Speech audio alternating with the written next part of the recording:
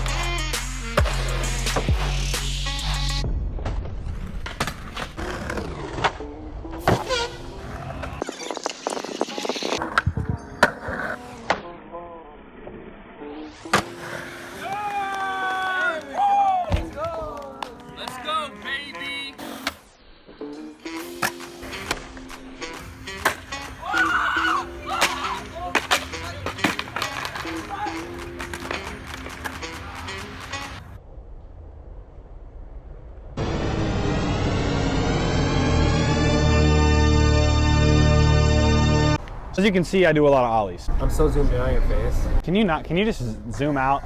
God, you always do that.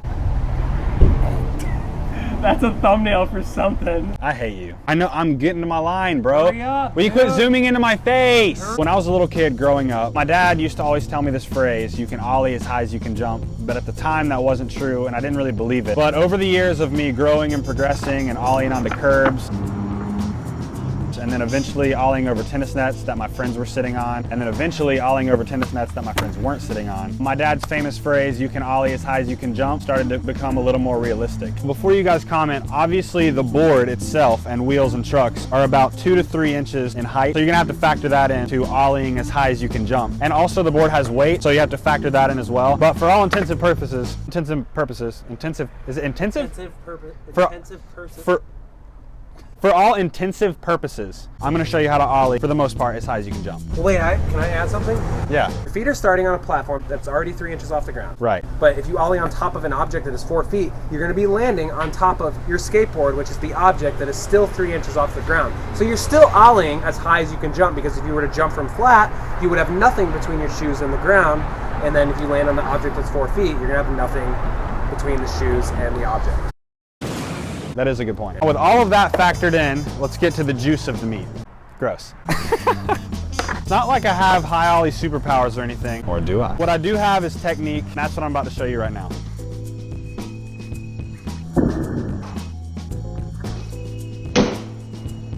This is just basics before I tell you the technique to lift it higher. The dynamics of an ollie is you pop the tail, that brings up the nose. You're popping the tail as you're jumping, you're lifting into the air. Your front foot slides up as you're jumping, which brings the board up, which obviously means that you have to bring your back foot up as well while this one's sliding, so it gives this sort of fluid motion. Just like you probably see in every ollie tutorial, I put my back foot about right here, my front foot about right here. You don't want it too far up, you want enough leverage to grip it and bring it up. A little bit behind the bolts, I would say. Toe not quite hanging off, probably about right here. Just wherever's comfortable for a good pop on the end of the tail. It's super common for people that are learning how to ollie to kind of just pop your board and kind of whatever happens, you don't really focus on lifting it up. They're uncomfortable, you're not familiar with it. So it looks kind of like this.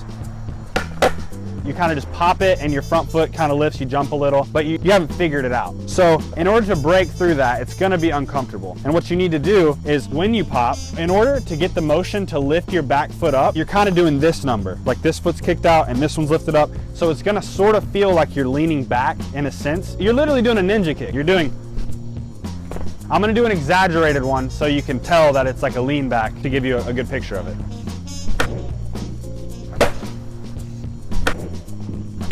And it's gonna be uncomfortable, but you just have to know that, muscle memory, you'll get to it to where it is comfortable. So once you get that, assuming that you guys know how to ollie a little bit at least, maybe even just like this, once you figure out the pop and you're comfortable enough to lift it at all, start with your basic ollie that you can do, And then what I did was focus on jumping higher first before I even got the technique of lifting your back foot up. Just like anything you do, start small and work your way up. Immediately, you're not gonna be able to ollie as high as you can jump. Don't be like that guy. The more that you press down on the nose simultaneously with lifting it up, the more boned and, I guess, tweaked out if you want your ollies to look like that. Another very important thing to remember is timing. Timing is impeccable for even learning an ollie. When someone that isn't familiar with ollies or skateboards steps on a skateboard and tries to do an ollie, it's so common for it to look like this almost every time. Or that was kind of bad.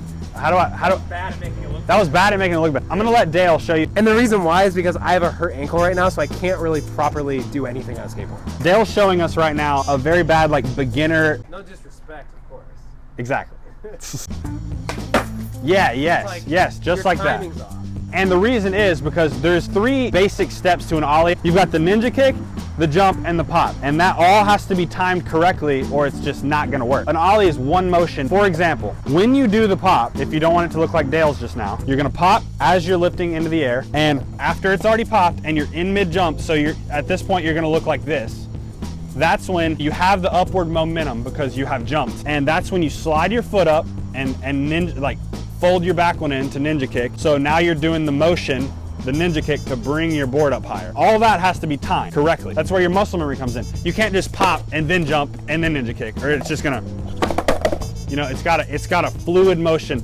Pop as you're jumping, then do it. As a beginner, you sort of think of it in the steps. Like, okay, I need to pop, I need to jump, and I need to, you know, slide my foot up. You think of it in those steps, but eventually it starts becoming second nature to where you just think of it as an ollie, like you're taking a step.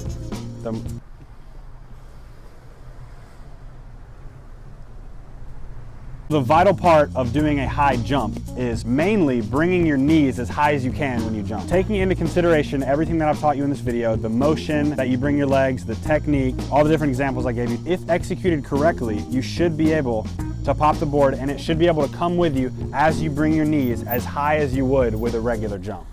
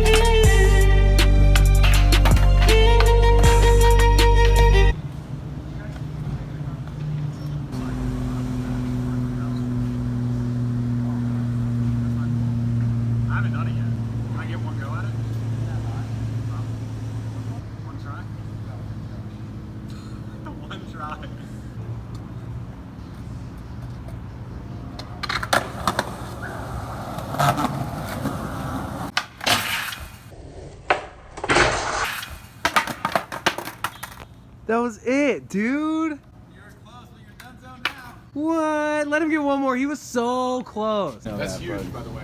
No, but I just got like people in there eating. Can you get one more?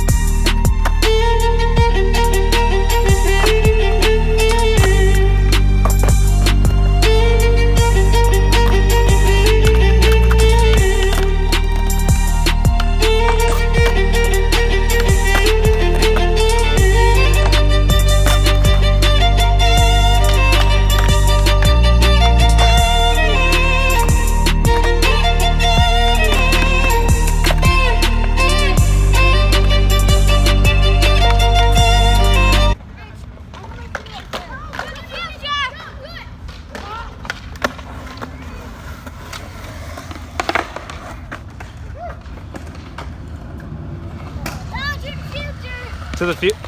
Are you all right? Yeah. And I can't wait to be in the my first video.